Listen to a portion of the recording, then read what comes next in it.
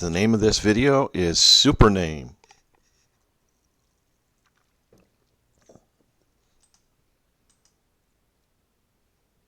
Supername is really what the surname is.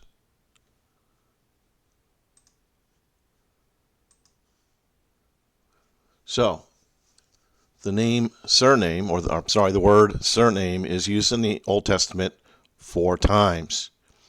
Twice in Job and twice in Isaiah. The first time it's used, and keeping in mind that Job is the oldest written book in the what we call the Old Testament, or as I often refer to as the covenant. So Job is roughly 4,500 years old, give or take. So it was actually written before the Torah. Now, we see here in Job 32:21 and verse 22, we see flattering titles used twice, and the Strong's number is H3655. The Hebrew word behind that is kana, and we're going to take a look at that here in a minute.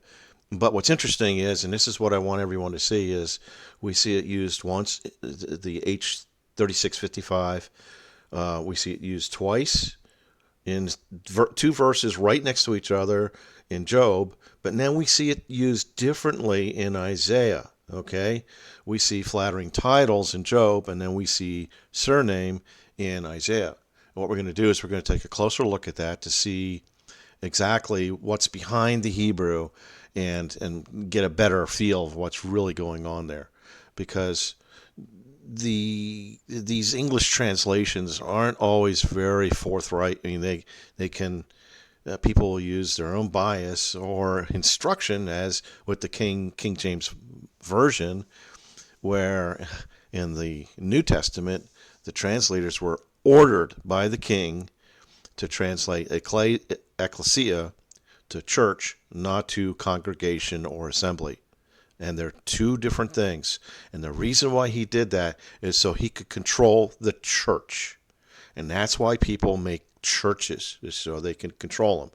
Not all of them are doing it conscientiously, but all the denominations know what they're doing. They're controlling the narrative. Oh, little preaching there on the side. Let's move on to the next slide. Okay, so 3655 is kana. It's the kuf, nun, and hey. So Strong's tells us it's used 2 different ways: to address by an individual name, and 2, to eulogize, give flattering titles, surnames himself. Okay, so now I'm going to comment here and note you that the definition of the word eulogize is or eulogy is a formal expression of praise for someone who has died. So the first use is for someone who is living, who gets an additional name. And I'm going to go into this a little bit at the end of this slide again. And the second way is to eulogize. That is a surname. The English surname is actually given to the person, like we saw in Job, man's person. So man would get number 1 if he got an additional name, and 2 would go to the person. And a person in law today, of course, is a corporation. Now, the ancient Hebrew lexicon of the Bible tells us that 3655 actually comes from the Hebrew Khan, and I didn't put down the Hebrew number there. That's okay. Let me see if I can find that real quick. 1244, right there it is. It's on my screen. It should be recorded. Okay. The pictograph kuf is a picture of an open palm. The nun is a picture of a seed. Combine these meanings together, and you get opening of a seed. When the seed opens, the roots begin to form the base of the plant by going down into the soil.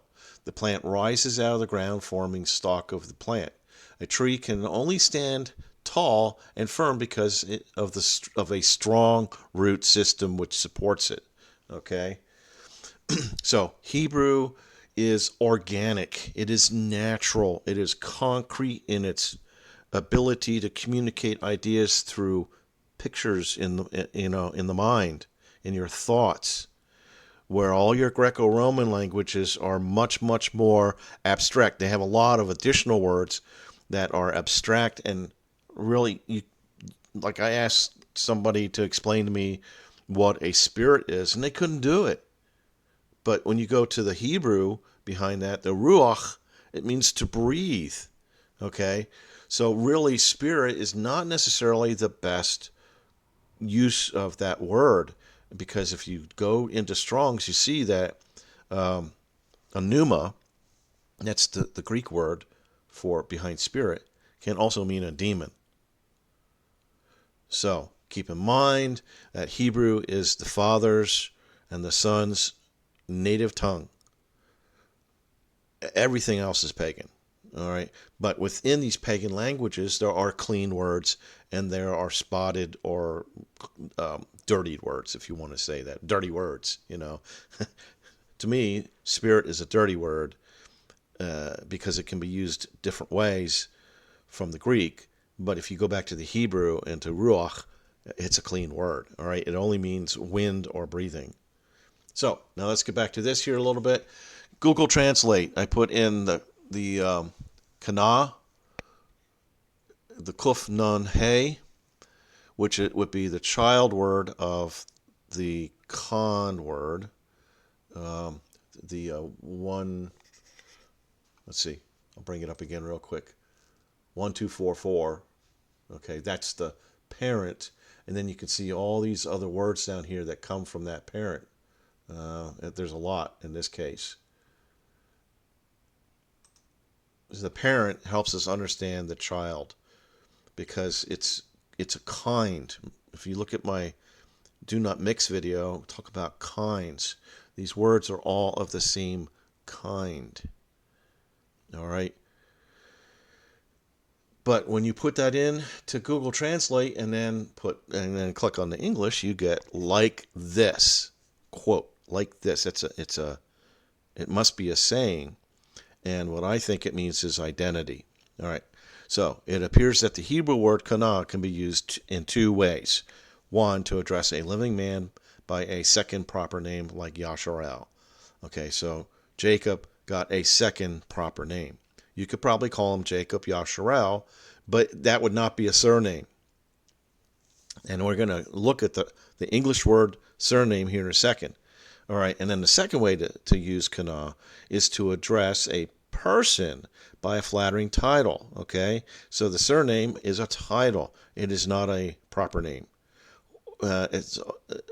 So a person by a flattering title or a eulogy, which is saying that the person is dead. Stop calling the living dead. Don't use the word person. That is just really not a witness of Christ. He's all about the living, not the dead. And we already know that a person is a dead body. It's a corporation used to cover a man with a mask, because that's what person means in an artificial, man-made environment like a fictional government. Both of these establish identity, like the roots of a tree establishes its life support system to it, like its life support system. Life comes up through the roots. Okay, the nutrients and the water come through the roots, and we can see that in the ancient Hebrew lexicon definition. Now we'll look at the surname from an English tongue perspective. So, yes, I have a big cartoon character here standing on top of the Christian name, and we're going to see why here in a minute. So, surname, the surname. English is a blasphemous word for a born-again Christian. It is also known as the family name, which means Roman master slave name. So Roman master and his slaves would have been a group of people together, not natural. The only natural gathering of people would be those who are of the same kind. Slaves and masters are distinct. They're different from each other. All right? So it also means a last or a burden name. A burden means last in law, and or a cognomen, which means a cheater's name. So these are all synonyms: surname, family name, last name, cognomen. And there's several other that go along with that, like maiden name. Maiden is an instrument of execution that was used in the Middle Ages. So, Etymology Online gives us the best definition I can find, the cleanest, clearest communication on the word surname, English word surname. It's additional name, a name, title, epithet added to a person's baptismal or Christian name. Now, see, they use person there to try and confuse people. But, so if we take that out, we say it's a name, it's a title added to the Christian name. All right. So that's what you have to do. You have to look through these definitions a little bit and maybe get certain words taken out because they're putting them in there to confuse us. All right. They're using person to be a man, and that's not what Scripture teaches.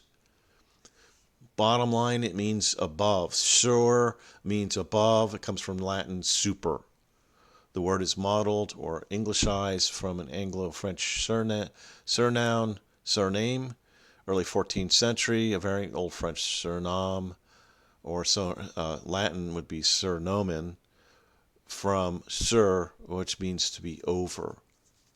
So it's over the name.